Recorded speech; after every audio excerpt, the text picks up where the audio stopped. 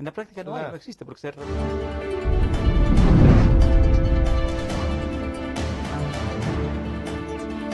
Buenas tardes amigos, estamos encontrándonos para iniciar diálogos y esta tarde hemos invitado a Ramiro Cueva. Es posible que se sume también Wilson Cabrera, pero con Ramiro Cueva, el presidente de Ecotel, de la televisión lojana y de la radio de Loja. Vamos a ver cómo fue el trámite, cuáles fueron los problemas. Estos 10 años han sido realmente un conflicto. Ciudadanos por la Democracia, encabezados por Edgar Jaramillo y Verónica Acosta, han realizado un homenaje en donde van a estar medios de comunicación y algunos comunicadores por la lucha de la libertad de expresión en estos 10 años y el haber, como se suele decir, sobrevivido a esta década perdida para la libertad de expresión, perdida en cuanto a los ataques, pero ganada en cuanto a principios y a ejecución de libertad. Así es que, bienvenido Ramiro, buenas tardes. Buenas tardes, Francisco. La primera cosa, usted es lojano. Yo soy y lojano. En Loja fundó, compró frecuencias. Cuéntenos cómo es el inicio de Ramiro Cueva en el tema de radio y televisión. Mire, gracias primero Francisco, qué honor estar en Democracia. Bienvenido, Yo gracias. esta radio la sintonizo regular y habitualmente en Loja por los contenidos y sobre todo por esa democracia que se demuestra con el rigor periodístico que se aplica. Mire, yo comencé bastante muchacho en el periodismo, 19 años, en Guayaquil, laboré 10 años en cadenas de televisión, tuve el honor de estar en Ecuavisa, TC, Gamavisión, en ese entonces cadenas privadas. Y luego de aquello era un sueño regresar a mi provincia, soy lojano de nacimiento, y tratar de establecer o fundar una pequeña radio. Ese era el objetivo. Nosotros no somos familia de grandes recursos ni políticamente aliados a alguien para poder tener aquellas facilidades que permiten esos recursos, pero había el gran deseo de, aunque sea endeudándose, poder fundar una pequeña radio. Se dio primero con el trabajo. Se dio con la radio. Primero con el canal, fíjese. Primero con paradójicamente, el canal. porque yo había laborado muchos años la experiencia en televisión, entonces había una ligera experticia. Y siempre supe que yo escuchaba a los técnicos de TC, de Coavisa, que se necesitan millones y millones de dólares para fundar un canal. Pero era un poco la curiosidad del tema de entrar a curiosear en la sala de equipos, de máquinas. Y me daba cuenta que a lo mejor para una provincia pequeña no era tanto los recursos que se podía disminuir, que se podían y que hacer. Con algo básico se podía iniciar. Yo le pedí a don Jorge Pérez Pesantes, el gerente general en ese entonces, cuando Abel Castillo era el director de TC, que no me den liquidación. Después de 6 años de trabajo, que me den equipos viejos, que me den el generador de caracteres, que me den un teleprompter, 3 editoras que en ese entonces eran la madre en la edición de televisión, en la producción de televisión, y me dieron armatostes viejos, grandes, pero valiosísimos. Equipos que ellos habían comprado en los Estados Unidos a muchísimo costo y que estaban arrumados en una bodega de TC. Entonces yo accedí a un par de esos equipos que fueron casi el 25-30% de lo que fue la fundación de Ecotel, y complementando la casa de mis padres en Loja, donde nacimos nosotros. Dejamos la casa, fuimos a alquilar un pequeño departamento para en esa casa montar el canal, convertir la huerta de mi abuelita donde sembraba toronjil en el set, edificándola con cemento, los dormitorios en oficinas, la sala en el set, y así comenzar con el canal, pero tratar de hacer lo mejor que se puede. Con esa ilusión grande comenzamos Ecotel. ¿Cuántos años, Ramiro? Veo que la emoción, además del esfuerzo, claro, uno diría el homenaje es justo, pero no cubre, ¿no?, esos momentos difíciles en los que, como usted nos cuenta, con todo el esfuerzo, con todo el valor, además de ir a servir a la provincia, generan dificultades y uno entiende. Porque claro, los momentos difíciles son esos. Hace tanto tiempo que no recordaba esto, Francisco. O sea, el detalle de las cosas, cómo se fueron haciendo. Cómo se fueron haciendo y el esfuerzo que se desplegó en comenzar primero con lo que son los estudios, luego irse a los cerros, a construir las torres, a construir las casetas, donde el viento supera a veces los 100, 120 kilómetros por hora. Nos acordábamos que poníamos una pared de ladrillo y había que con puntales, sostenerla para que el viento más tarde no venga. Pero así que si el viento venía de noche y otra vez la tumbaba. Y hacer así. Para subir, por ejemplo, un tanque de 50 galones de agua, había que hacerlo en mula. Y llegaba, de las 3/4 partes, llegaba menos de una cuarta parte hacia el cerro para poder construir, para utilizar el agua, si es que esos días no llovía. Ramiro, ¿qué años eran estos en los que Estoy hablando del año 1992. Nosotros fundamos el canal hace 25 años. Estuvimos al aire 23. Cumplido 25 años. Hoy estuviéramos justamente cumpliendo. Hoy estarían cumpliendo 25 años. Y hoy estamos cumpliendo 2 aires del cierre. Estuvo al aire hasta el 2015. 2015 y hoy cumplen. Sí, 2015 hasta diciembre del 2015. Justamente el 16 de diciembre se cumplen 2 años. La fundación y todo con este. ¿No? Pero, a ver, y en estos 23 años de trabajo, uno podría decir los mayores momentos que usted recuerda de servicio a la provincia de Loja y si puede, ¿tuvo problemas con algunos políticos lojanos? Mire, nosotros comenzamos, periodísticamente yo comencé con el ingeniero Febres Cordero los 2 últimos años, un gobierno duro. Después tuve Ecotel TV, 7, 8 gobiernos. Usted recordará la secuencia de gobiernos que se suscitaron. Nosotros siempre, yo sí, eso lo he dicho cotidianamente, mantuvimos un rigor periodístico, una independencia y un pluralismo periodístico a lo que hacíamos. Nunca, Francisco, tuvimos inconvenientes con ninguno de los gobiernos, ni con Febres Cordero. Bueno, ahí ejercía yo el trabajo periodístico en forma independiente, pero ya como canal, ningún problema. Lucio Gutiérrez, Yamil Bacuat, pese a que siempre fuimos un canal crítico. Incluso el presidente Maguad en alguna ocasión me reclamó por algunas cosas que había, pero habían formas, habían tonos, o incluso se podía hacer una acción legal que en caso que el canal o los noticieros tengan o hayan difundido una noticia, puedan hacerlo. No tuvimos nunca juicios, nunca fue una relación cercana con esos gobiernos, pero jamás como en la década anterior, en el que la persecución fue predominante desde de todos los días un inicio casi del gobierno. Nosotros resistimos al gobierno, fueron 8 años. 8 años al gobierno del expresidente Rafael Correa, con todo tipo de persecución, Francisco. Fue durísimo, fue muy duro. Ramiro, y de ahí usted fundó la radio. Tenía el canal. La radio, ¿En qué año fue que fundó la radio? Fundamos el 2009. Fundamos la radio, salimos al aire el 2009 hasta el 2013, en el que primero el gobierno comenzó buscando pretextos de orden técnico. A ver, la radio tiene señal para la provincia de Loja y está saliendo en un cantón de la Suay, pero por rebote, con una provincia, con una orografía que tenemos. Es imposible que deje de salir en determinados lugares. O que no pueda llegar al Perú. Era el pretexto técnico para poder entablar un juicio administrativo, una acción administrativa que permita el cierre de la radio. Pero eso era el escarmiento, supuestamente, y me lo mandaron a decir con uno de los emblemáticos del gobierno anterior, el señor Seco Guerrero, que tenía unas relaciones bastante extrañas con el gobierno, que si continúa la radio o el canal de televisión como está, van a ver lo que va a ocurrir. Y lo que pasa con la radio, es decir, el cierre, la incautación de equipos, le iba a pasar con el canal. O sea que sí le anticiparon, bueno, no digamos le anticiparon, le amenazaron, Ramiro, con hacer eso, y nada menos que le fueron, como diría, le fueron a cantar, pues alguien de Pueblo Nuevo. Eran mensajes que llegaban de todas partes, que tenga cuidado, que se va a hacer, esto, lo otro. Pero mire, el gobierno anterior es increíble cómo actuaba. Fíjese usted que yo me pongo a revisar cosas.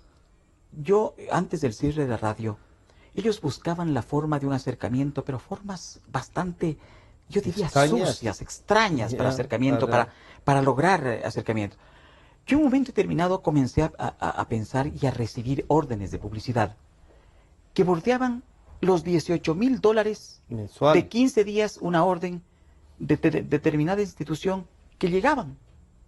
Entonces yo decía, esta orden la habrá recibido una cadena importante del país, a lo mejor de Amazonas, de Covista, no lo sé. Pero era como decirle, toma esta orden y aprende a quedarte callado. El canal no varió un ápice su línea informativa. Comenzaron con el SRI, Comenzaron con el Instituto Ecuatoriano de Seguridad Social, con la Dirección Regional de Trabajo, a buscar las formas de hostigar, de buscar todo lo que pudiese en un momento determinado representar la más mínima infracción. Y cuando se escarba, muchas veces se buscan los pretextos o se encuentran los pretextos necesarios. No, y más aún cuando la orden es busquen cualquier cosa para entonces, que puedan enfrentar, ¿no? Ese era fundamentalmente lo que comenzaron a hacer. Y posteriormente el canal no accedió a una línea informativa dócil, porque eso era lo que querían, someterlo al canal.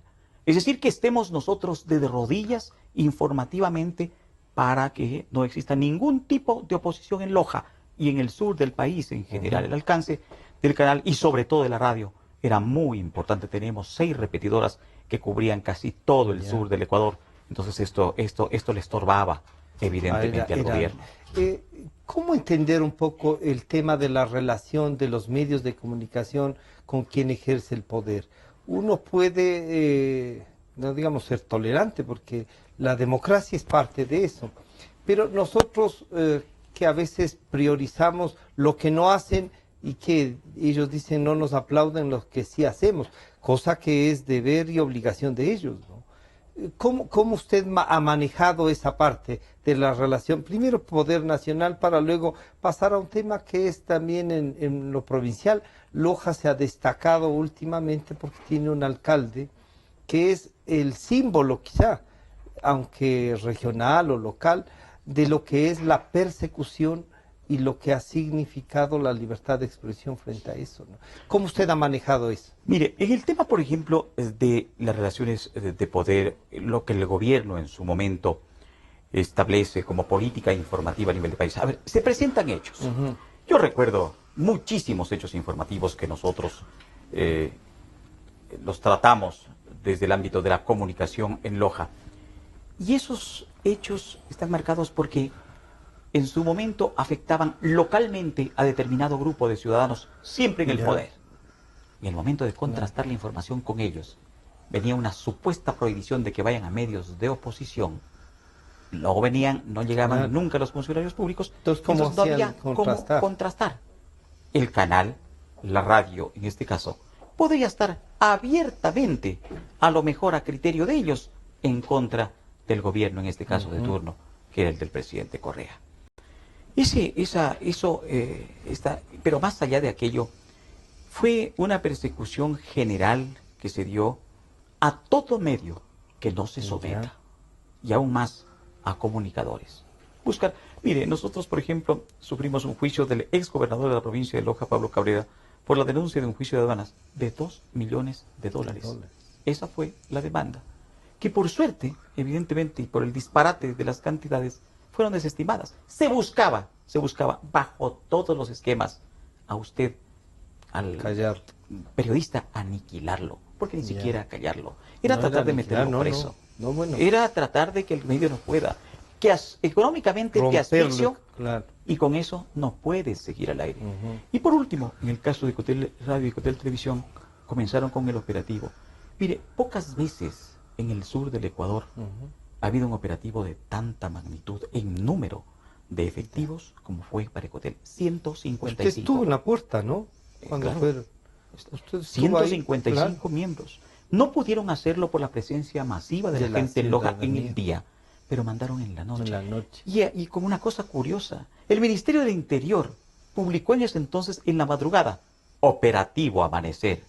Las cámaras, los equipos incautados, tal cual ponían las fotografías, como los alijos de droga o las armas que se pone en operativos antiterroristas o de cualquier otra índole. Operativo Amanecer. Eso era.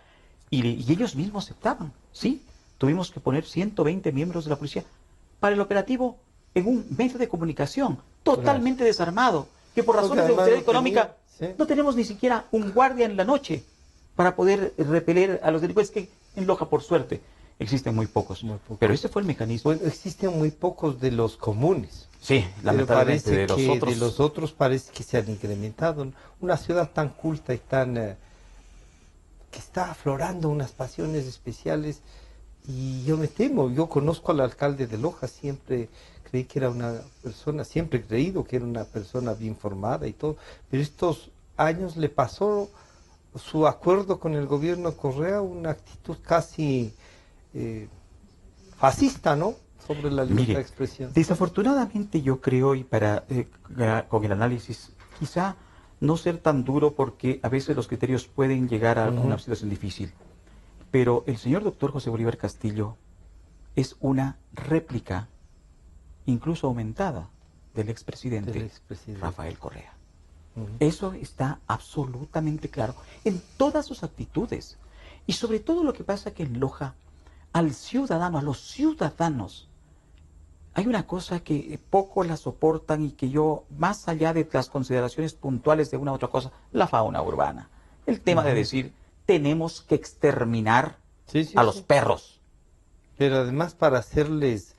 Para llevarlos a los leones o cosas así, para alimento. O sea, usted en eso puede graficar a una persona, a un ser humano, tal como es. Y el tema de los vendedores ambulantes, no es que hay que exterminarlos, hay que terminarlos.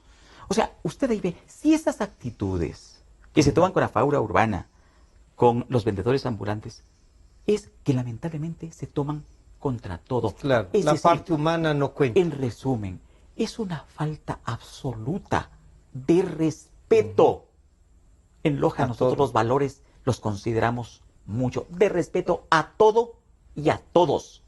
Y no se puede gobernar así. Claro. Ramiro, ¿se nos suma también a este diálogo Wilson Cabrera de Radio Canela del Oriente? No, parece que hay un error, es otro compañero periodista. Ustedes... Freddy Aponte. Freddy Aponte. Bueno, o sea, nos encontramos Ciudadanos por la Democracia, no me anticiparon que nos habían cambiado el invitado, esperábamos.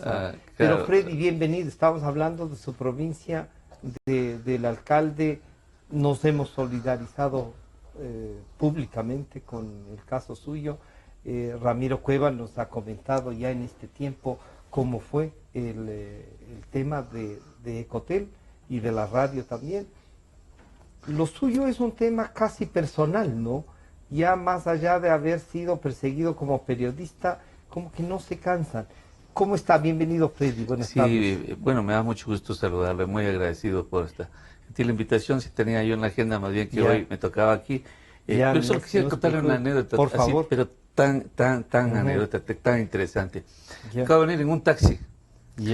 Y con el taxista veníamos conversando y me identifico, pero le digo que vengo a una entrevista, soy de Loja, y conversábamos de que yo le dije si estuve preso en el gobierno del presidente Correa, pero el taxista me dice una cosa, créame que me quedé gratamente sorprendido, ustedes también. Sí. Dice, yo he oído en esta Radio Democracia que usted estuvo preso por unos terrenos o alguna cosa, yo me quedé maravillado. Claro. Créame que me he quedado gratamente sorprendido de ver como una ciudad bien informada. Si hay un pueblo bien informado es difícil ya poderle alienar, ¿no?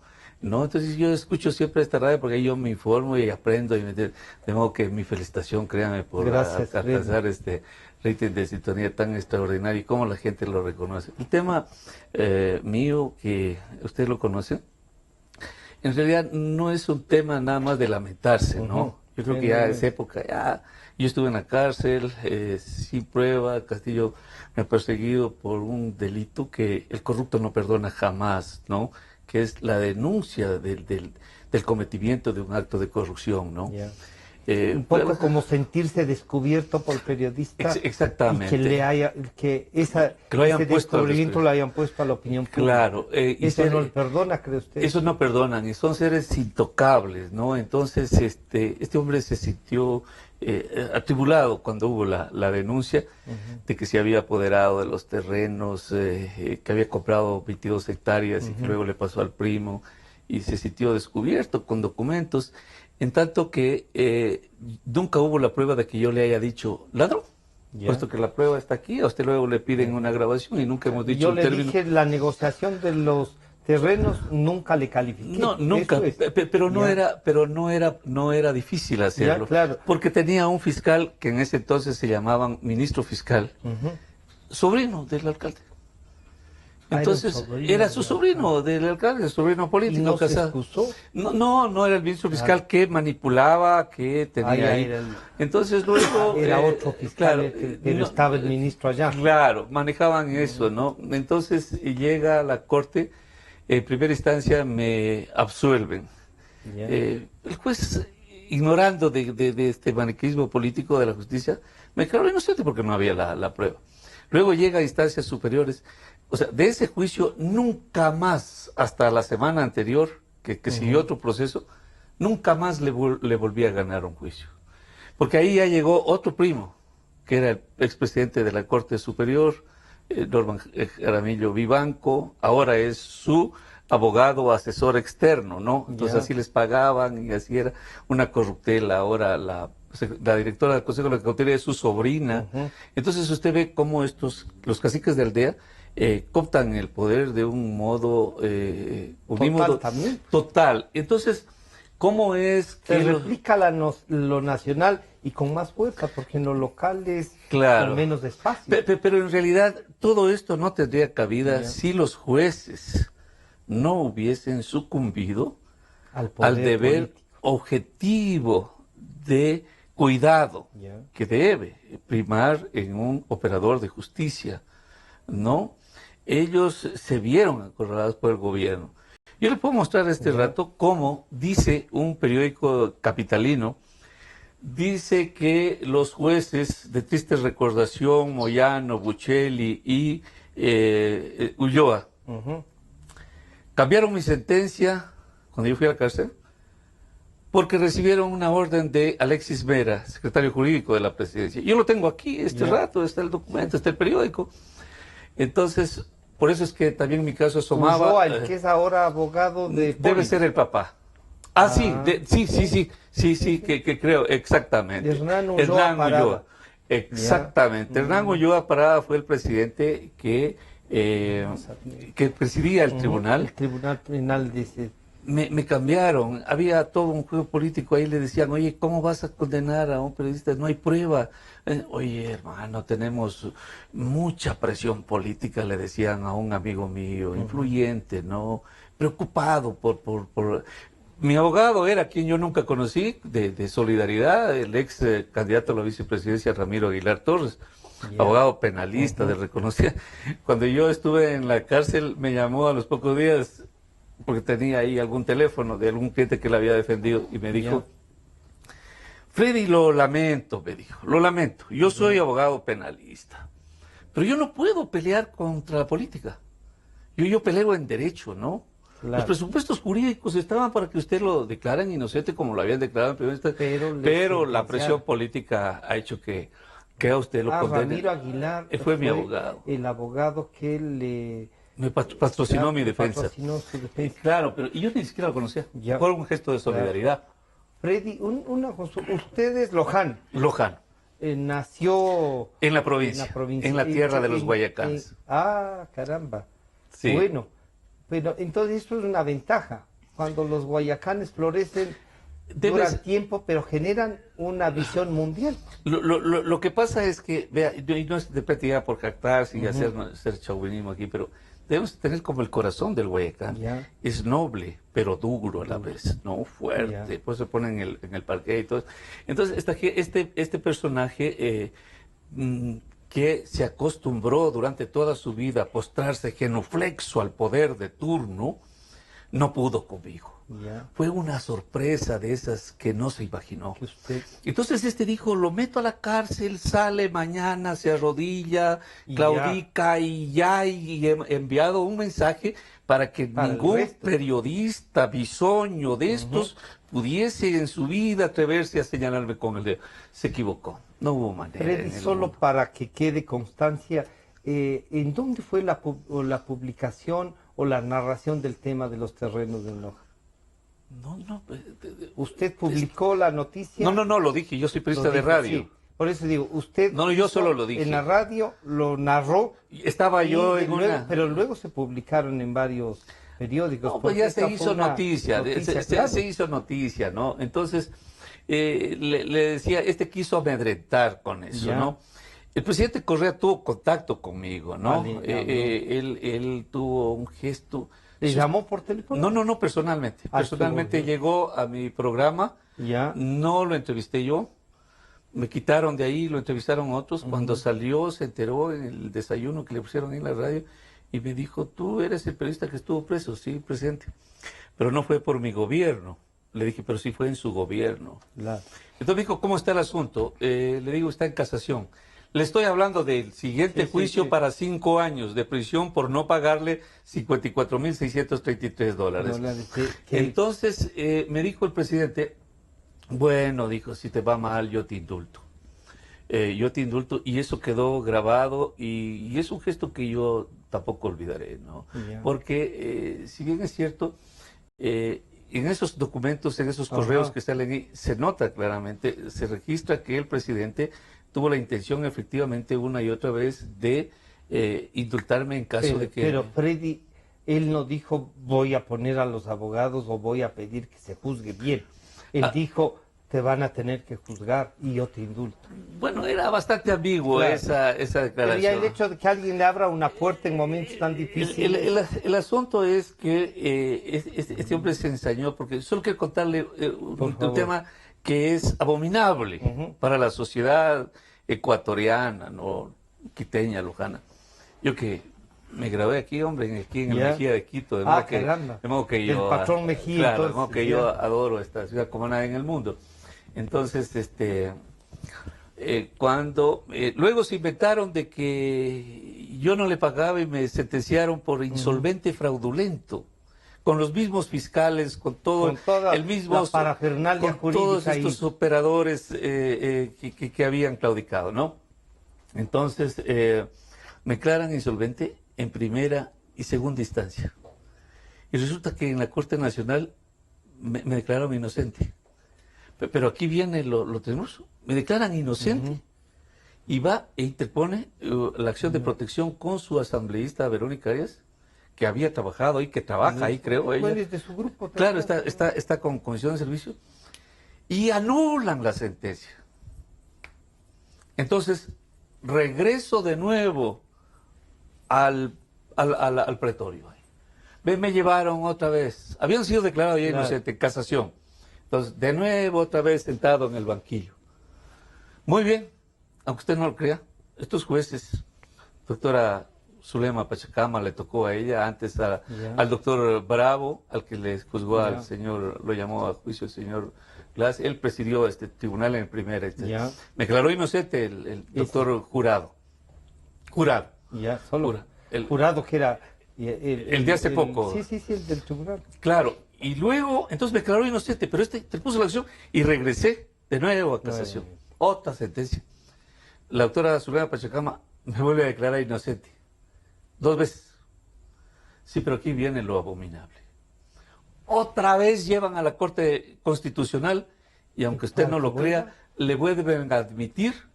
Y ahí estoy para regresar por tercera vez. La Corte Constitucional vuelve a tratar un tema que ya resolvió. 3 veces estaría yo en el banquillo de acusados por lo mismo. Esta Corte funciona como le parece. Claro, pero note usted que la Corte Nacional no obedeció a eso. No sucumbió, y declararon inocente. Y estoy seguro que si regreso... Eso habla bien de los 3 ministros. Exactamente, y me vuelven a declarar inocente. Bueno, pues hasta ahí terminaríamos un caso insólito, ¿no? Pero resulta que la semana pasada, resulta que hace unos pocos días, la Corte de Loja me declara insolvente por casi eso mismo que estuve a punto de ir a la cárcel 5 años. Ahora en materia civil me declara insolvente, que era la prejudicialidad que debió haber primado antes para que yo llegue a la Corte Nacional en materia penal. Oiga, ¿qué abogado está manejando esto ahora en su caso? El de siempre, el doctor Adolfo Moreno, Bravo. Oiga, y el doctor Adolfo Moreno, a quien le agradecemos, le mandamos una felicitación. ¿No ha pensado en de alguna manera presentar este caso no solo al Consejo de la Judicatura, sino ya a organismos internacionales? Bueno, ahí viene un caso que es interesante. Mire, el otro día estuvimos aquí en un foro. Ahora vamos a un reconocimiento público. no hay un día que no se dan estos hechos que no dejan de ser significativos, claro. pero en el fondo sí son a veces un poquito faranduleritos, Claro. ¿no? Porque esto es un tema humano. No pasa de ahí, de la solemnidad, del protocolo, de la bulla y de Claro. todo esto, ¿no? Entonces, nosotros, ¿qué le decimos? O sea, yo personalmente que vivo, están a punto de declararme un paria. Ya. No, porque me quitan todos Claro, los derechos con esta sentencia.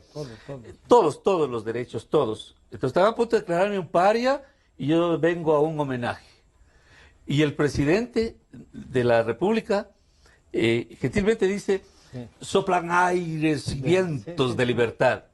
Que Y yo lo le que digo, han dejado es de insultarnos 27 sábados. no, fue Pero todo lo nada contrario. más. Créame que al inicio Ya. de este gobierno fue frenético los procesos en mi contra. De Se inmediato. aceleraron más en estos meses, ¿no? Entonces yo digo, señor presidente, el aire, al menos en Loja y en mi caso, está saturado, está contaminado. Tenemos que... No estoy respirando, no podemos, como decía el Papa, no podemos dormir tranquilos mientras haya un hombre injustamente procesado, sentenciado. Ese soy yo, y usted verá que no quiero topar un tema que es más delicado, que es el entorno familiar y no se crea social.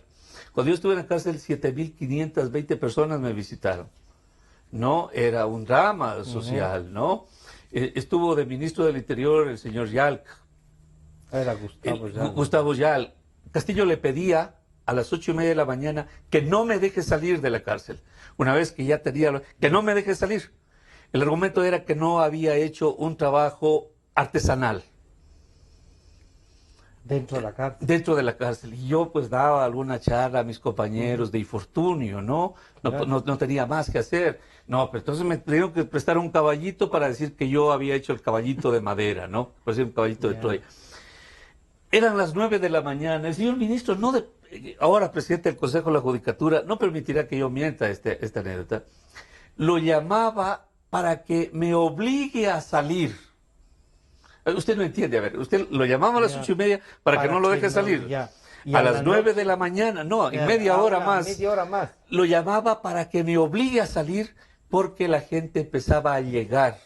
Afuera estaba armando una plataforma para un recibimiento con esto y quería que salga ya. Pero resulta que yo me había quedado porque entregaba 304 libros, me regalaron mientras yo estaba en la cárcel. Iba a entregar ahí para... Yo inauguraba la biblioteca ahí de la cárcel y estaba en eso revisando cuáles tenían alguna dedicatoria más romántica, más subliminal, para quedarme claro con ellos y dejarles. Y este hombre persevera. Digo que el señor ministro, en ese entonces del Interior, hoy presidente del Consejo de la Judicatura, nunca jamás, ese es mi modesto reclamo, nunca jamás se ha inmutado, ha permanecido impertérrito y erático frente a estas denuncias, frente al dolor, frente al clamor. Él conoce al revés y al derecho y ha permitido, ha avalado que los operadores de justicia cometan los actos más ignominiosos, que degradan, que ofenden a la justicia, que la desprestigian. Y esa es la verdad. No sé si Ramiro, a Ramiro le va casi igual como empresario de la comunicación, pero además como comunicador. Este drama de Freddy Aponte, yo decía, quizá no es esto de decir fascismo, ¿no? Claro, ya usted nos recordaba, no es idéntico al expresidente y creo que le sobrepasa. Esto ya no es un tema de fascismo. Eso es un tema de comportamiento y de... patológico. Sí, es un tema de otro tipo de tratamiento, a veces ni jurídicos. Pero ¿qué diríamos, Ramiro, ahí, por ejemplo, en el tema del caso del alcalde?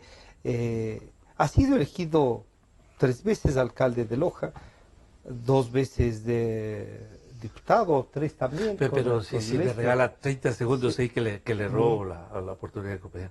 Pues eso es un tema el más fácil de la tierra, sociológica y política. En los algoritmos de la política es fácil entenderlo. Pues estos caciques arman su clientela que tienen... Permanece sólida. Exactamente, pero porque en la división, en la proliferación de candidatos, ellos tienen garantizado. Entonces llegan con un mínimo porcentaje, pero llegan. Llegan con la primera minoría, entonces. Exactamente. Pero Ramiro, Loja es una ciudad, una provincia muy esforzada, que ha tenido grandes representantes.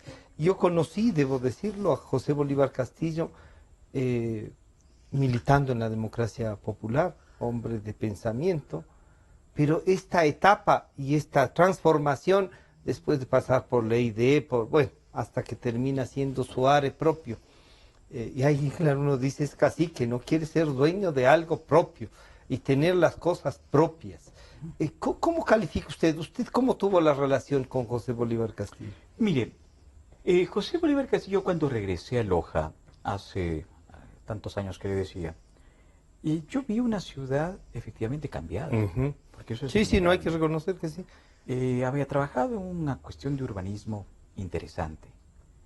Yo era hincha de que podía llevar a mis familiares, a mis amigos de Guayaquil, de Quito, a una ciudad bonita que no dejé hace unos años. Ya. Me entusiasmaba la labor de Castillo, como a muchos los ha entusiasmado. Pero llega un momento uno comienza a darse cuenta que las cosas no son... Comienza a haber actos, situaciones, o sea, que varias cosas que uno dice, por Dios. Es como cuando nos dicen, pero ya tenemos carreteras. Claro, sí, bueno, pero ¿a qué costo? Más o menos. Entonces, uno comienza a darse cuenta que las cosas no son del color a lo mejor que superficialmente se puede ver. Mire, yo le voy a narrar una sola cosa. Me gusta entrar a veces en esos detalles tan duros de la gente, pero sí le digo, fíjese usted, que el abogado del señor Aponte y a mí como periodista, el doctor Castillo situó que nos sigan agentes de tránsito, que ellos manejan la policía municipal. Claro, pero el que les puso de pesquisas a los de tránsito. Yo salía del canal, tenía 2 o 3. Iba a mi casa, 2 o 3. No sabía. Y no era para garantizarle la seguridad. Bueno, me importaba un bledo porque no estaba haciendo nada mal. Cuando de repente, al vehículo de mi propiedad, no lo he hecho revisar en el mes de septiembre. Lo hace revisar en octubre y pagan la multa. Los $20 o $30 que se pagan. En diciembre no había problema. O el próximo año, si no. Entonces el señor Castillo ordenó un operativo sin límites para que detener al vehículo y a mí para que vaya preso. Al vehículo. Yo decía, llévense el vehículo. ¿Por qué se van a llevar primero? Pero ¿Por qué se llevan el vehículo? Ni el vehículo. Claro, peor a la persona, claro. Que en este momento llamamos la grúa. Si no, entrega la revisión de este año. Al señor Moreno, al abogado del señor Aponte, le hicieron otro operativo similar, pero esperaron que salga de un bar, restaurante, comiendo, no sé si con la familia, con amigos, donde había tomado una cerveza. Para declararla además con... Y lo esperaron afuera para darle la persecución necesaria, alcanzarlo y detenerlo. Preso. Claro. Y ahí tenían ya el argumento del grado alcohólico. Imagínese usted a las circunstancias. Yo evidentemente me resistía a que mi vehículo se lleve y a que me lleven. Me arrastraron, nos golpearon, me mandaron a la clínica recién operado de un ojo y cosas de esa naturaleza. Entonces, claro, nos dice, ¿en qué ciudad estamos viviendo? Y está bien limpia, pero con arrastre de todo. Ha perdido el respeto. Pero aquí tendrá un 28-30% de adhesiones permanentes, como dice el señor Aponte. Este es un tema que los ciudadanos lojanos, un poco como dicen, sí puso orden. Pero claro, no se necesita un alcalde, no un capataz. Pues. Yo creo que, mire, uno de los medidores, entre paréntesis, importantes, va a ser ahora la revocatoria. El Consejo Nacional Electoral tiene que entregar los formularios para que los ¿Y han dado paso? ¿Han iniciado el tema? Han iniciado el tema con la autorización necesaria. Claro, que el tema es bastante sui generis, porque usted sabe que para que califiquen en el Consejo Nacional Electoral una firma se necesitan 5 o 6. La experiencia lo dice. Si se necesitan 20.000 firmas de Loja. Pero si él tiene un 28-30%, los lojanos con el 70% pueden revocarle el mandato. Sí, pero va a ser bastante Va a difícil. ser difícil. Va a ser difícil por la calificación de firmas. Es que miren, Ya. a ver, yo pongo un punto de recepción de firmas en tal lugar, para que recepten las firmas Ajá. del revocatorio, y le mando empleados municipales a que firmen a que hechos los dañen. ciudadanos A que dañen el... 20 veces. Entonces, claro. esos formularios van a servir poco Hay que tener a la cuidado, hora claro. de que vaya el Pero van a... proceso electoral. ya.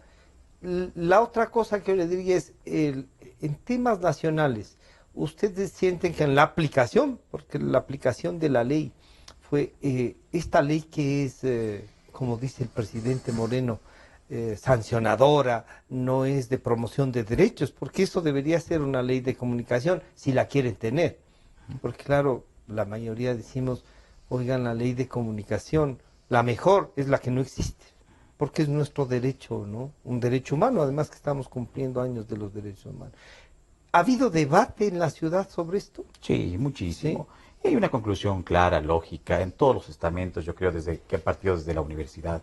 Es, por decirlo menos, una ley de comunicación ilegítima, anticonstitucional, donde se la vea los derechos de los comunicadores, de los ciudadanos. Mire, hay un aspecto importantísimo, que en el anterior gobierno se quiso poner en una misma funda a la libertad de expresión con la libertad de información. La información debe de una u otra forma ser controlada. Debe porque tener se transmite, regular. o regulada, se transmite en los Sí. medios, pero no la libertad de expresión. Porque es la libertad de expresar ideas, Claro. opiniones, pensamientos. Y así se nos intentó confundir que se regulaba la libertad de información, cuando lo que se estaba haciendo es controlar mediante esta ley libertad legítima de la expresión. libertad de expresión. Y una cosa Claro. importante, Francisco, a nosotros nos cerraron la televisión basados en la ley de comunicación. Claro.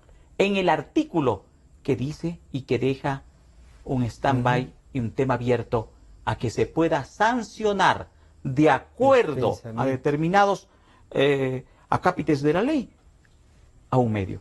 Imagínese Claro. usted. Era un nosotros- tema muy subjetivo, ¿no? a nosotros nos cerraron Porque el le canal deja- por supuestamente habernos tardado. Primero dijeron que no hemos pagado en el 2002 $152 Ya. dólares. Aquí está el cheque, les dijimos, señores. Ya. Ah, no, se han tardado en pagar, En pagar. esa cantidad.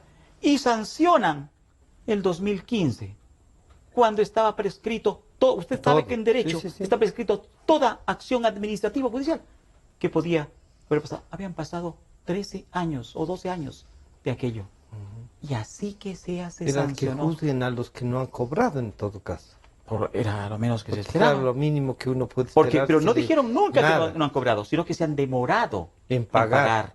Y ese fue el pretexto para revertir una frecuencia, que no es solamente una frecuencia, Ya. son las inversiones. Claro. Son Es las dañar fuentes de la trabajo. empresa de comunicación Son con esas la que fuentes se ha de ido trabajo. construyendo, como usted nos dice, durante tantos años, ¿no? 25 años serían ahora.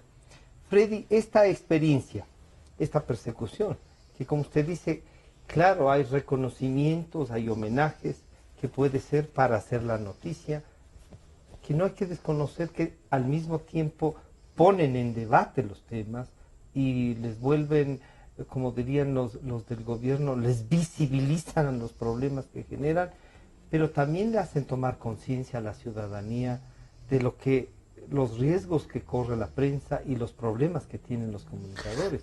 Yo creo que el mayor riesgo que corre la prensa, con respeto, cariño del mundo a los compañeros periodistas, el mayor riesgo es para la sociedad, la impunidad Ya. que reina en el país y en la justicia. Yo quiero recordarle que la Comisión de la Verdad, que fue creada por el gobierno del presidente Correa, determinó que el señor Castillo es presunto violador de derechos humanos.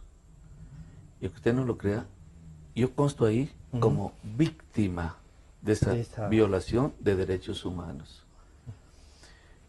Posterior, porque era un órgano creado oficialmente por el Estado. Que se iniciaba, claro. Exacto. ¿No va a creer usted? Firmamos un acuerdo. Voy a hablar en primera persona, permítame, para hacer una digresión del asunto. Firmé un acuerdo con el Ministerio de Justicia, con la Defensoría del Pueblo que lideró este proceso de reparación de víctimas, y el Ministerio de Justicia. Casi 5 puntos que son los que más recuerdo. como dice el doctor Marcos Hidalgo, no se ha cumplido como ni uno. ¿Cómo puede imaginar usted esa burla? No a mí, señor procurador que está entredicho ahí. Todo. ¿Cómo puede imaginar usted? O sea, ¿qué puede pensar el ciudadano común y corriente cuando acude a una institución que es el Estado que se presenta ahí? Que hace caso omiso, que es una burla. Es una ofensa. El año 2013, me parece, con el fiscal Chiriboga, Galo Chiriboga, nos convocaron aquí, yo vine como borrego al Salón de la Casa de la Cultura y dijo, ¿dónde están las víctimas? Habíamos más de 2000 personas y todo el mundo aplaudió. Aquí, ya, bueno. Muy bien. ¿Dónde están los victimarios? Sepulcral silencio reinó en el escenario. No se preocupen, de esos me encargo yo. Claro, de salvar. Exactamente. Llegó a Loja. La llamó a la gobernadora de ese entonces que había habido un incidente de protección a un barrio pobre y le dijo, usted no puede ponerse a pelear con las autoridades locales que son nuestros aliados. Creo que un par de días la botaron del cargo porque había osado enfrentarlo al alcalde. Este ministro fiscal que se burló, que yo lo único que le reclamo es haber gastado mi aplauso. Y que cumpla además un acuerdo que está hecho en nombre del Estado. Gasté mi aplauso, yo que no sirvo para el adulo falso, ¿no? Tuve que aplaudirlo, pero una ofensa, o sea, nos revictimizaron cada vez que pudieron el Estado. ¿Cuántos años han pasado? Pero entonces, uno de ellos dice, de los 5 acuerdos, dice, de estas 3 instituciones, cese de la persecución, todo lo contrario. Es más de vértigo la persecución ahora hacia mí, por parte del Estado, que viene a ser, o sea, el Estado se compromete a reivindicarme, a resarcir el daño, y por otro lado, el mismo Estado, a través de los apoyos de justicia, me persigue. Entonces, ¿cómo puede imaginar usted que nos van a hacer una placa? En Guayaquil ya lo hicieron. En Loja no, porque el alcalde no ha de permitir, le tiene miedo. ¿No? Que te vamos a dar trabajo todos los días, pide que me saquen de la radio. ¿No? Entonces, que cese la presión, nada. Que te vamos a indemnizar, exactamente todo lo contrario.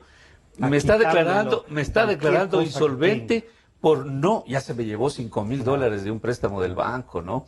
Hice un préstamo de un banco un mes de septiembre, ipso facto se llevó el préstamo, se enteró y se lo llevó sin piedad, un inclemente, un bastardo, sin alma, ¿no? Y con la complicidad de todas las instituciones. Pero vaya a ver usted el tema de la impunidad. Claro. Entonces, ¿cómo es que a ellos no les pasa nada? Freddy, una consulta. ¿Alguna vez se ha visto después de esto cara a cara con José Bolívar Castillo? Bueno, sí, llegó pues a la radio a hacer un derecho de réplica hace algunos meses, violentando toda su ley. Atropellando, creyendo que como usted no tiene idea.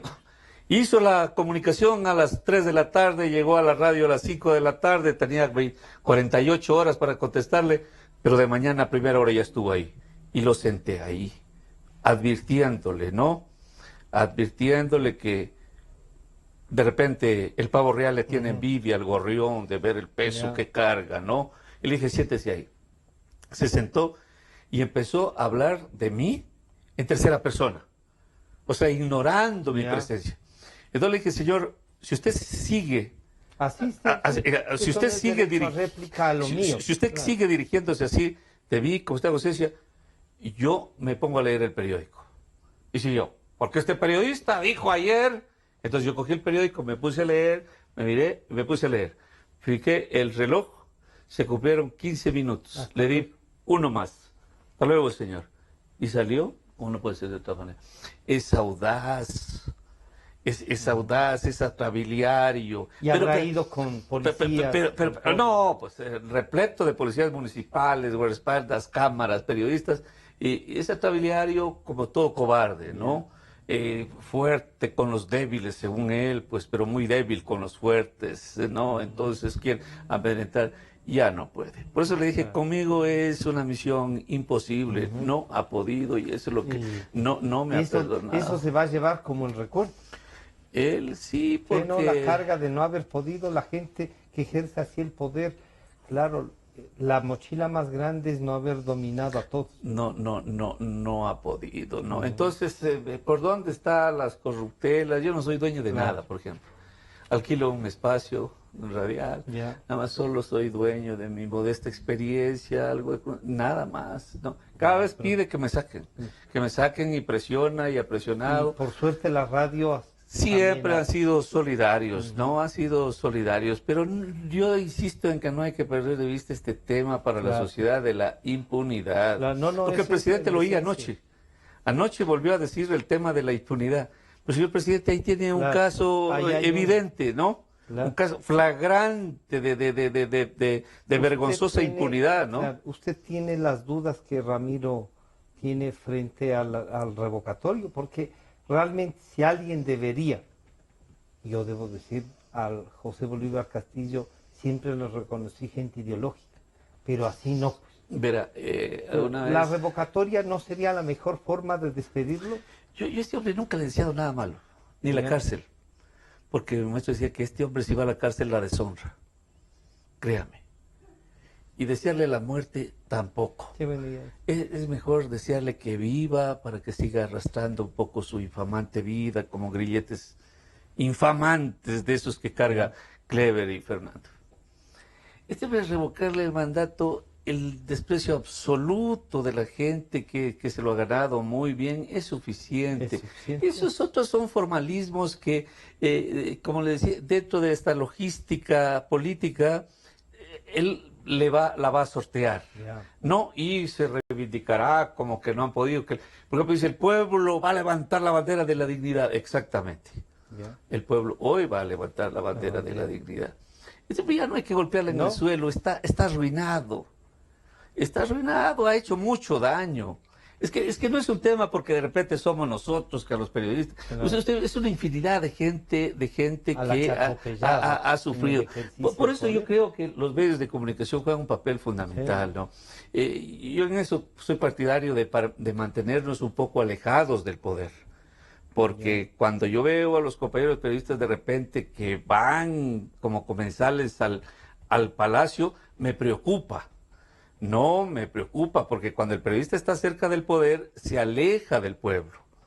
Cuando está con el pueblo, necesariamente tiene que alejarse del poder, ¿no? Esta es una relación dialógica importante que hay que mantenerla. Ahí, se nos está terminando el tiempo y les voy a pedir, Ramiro, esto que dice hay que alejarse del poder, pero yo me permito decir dos cosas para pedirles a ustedes. Una, alejarse del poder no significa que no acudamos a conversar o a compartir con el poder. Puede ser, ¿no? Que se puede generar una imagen y que la gente puede interpretarlo de otra manera, sí.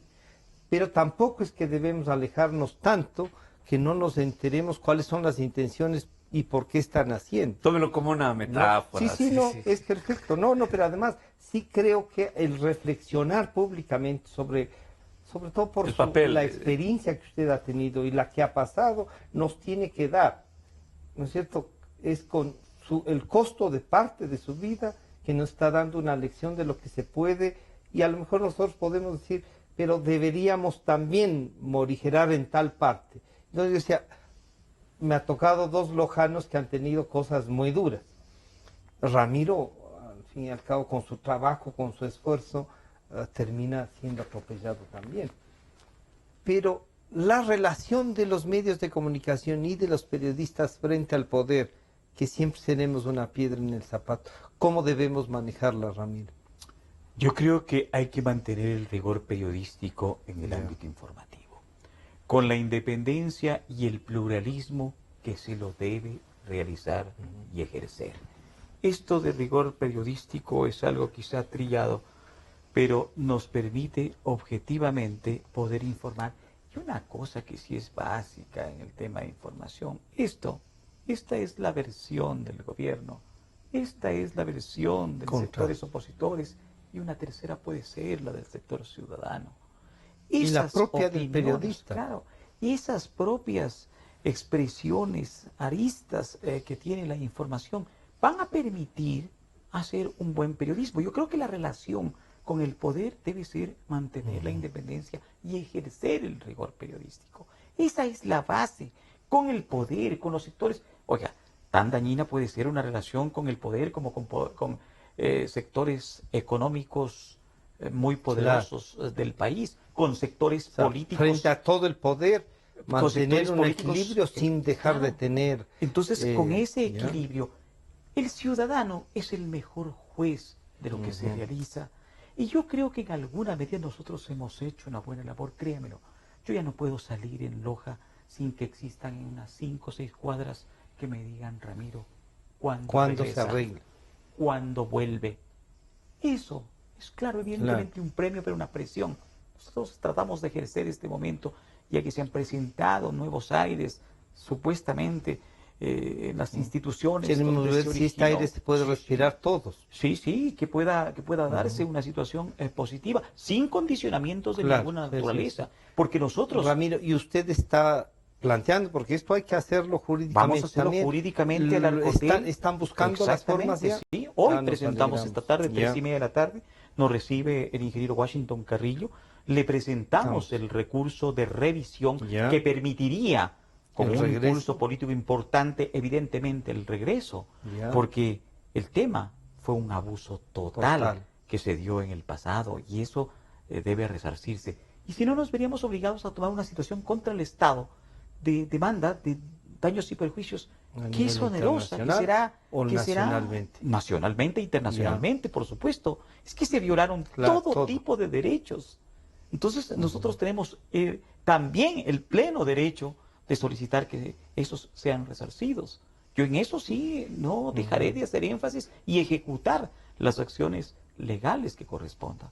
Pero yo tengo la esperanza de que puedan realizarse y pueda reflexionar el poder de que cosas... ¿Sí se siente un poco otros aires? Yo creo que sí. ¿Sí? Es diferente en el sentido, al menos, esto yo soy firme en decirlo, en el que ya no hay llamadas telefónicas amenazantes, ya no hay llamadas telefónicas que se identificaban cuando terminaban los noticieros, cuando terminaban los programas periodísticos, llamar a una retafila de insultos. Yo no lo he sentido en lo absoluto. O sea, existe nuevos una mayor aires y hay. Freddy, ¿en qué termina lo suyo? ¿Cómo usted visualiza y cómo podríamos respirar estos mismos aires que la gente a ratos sí siente? Yo suelo decir son 27 sábados porque voy contando cuántos que no nos han insultado. Y no es para agradecer, pues es nuestro derecho, ¿no es cierto?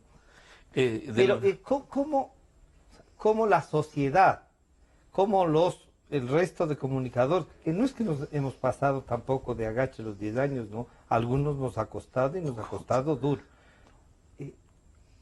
La reflexión suya es importante. ¿Cómo aprovechamos estos aires de libertad que son a veces como los de Quito, ¿no?